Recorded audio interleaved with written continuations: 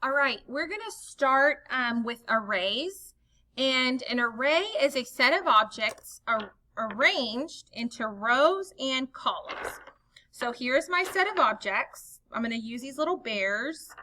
And here is my rows and my columns. All right, here are my bears.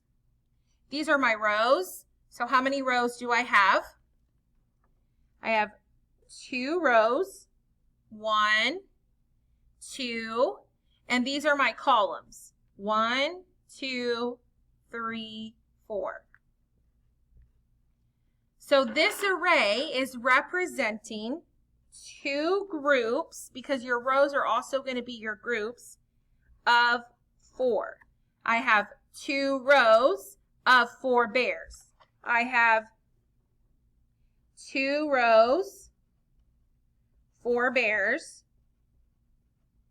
or 2 groups, and 4 in each group.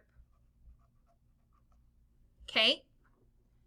So this sets up your multiplication problem just like this. From this, you can figure out what your multiplication problem is, and I did that down here. 2 times 4.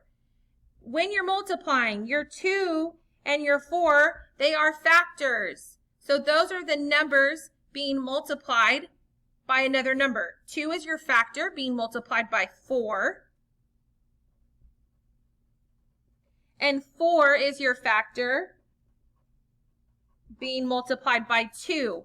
And your answer is called a product. So if you hear a question saying, what is the product of 2 times 4? You know, they're wanting the answer. And a product is the total when 2 factors are being multiplied. Or you can say the product is the answer to a multiplication problem. Okay?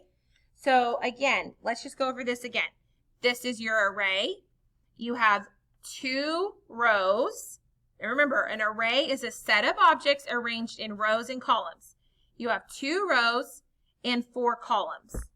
Your factors are 2 and 4 because you have 2 rows and 4 columns. So your multiplication problem is 2 times 4. And your answer is going to be your product, and a product is the total when 2 factors are being multiplied. You are going to practice matching multiplication problems to the correct array.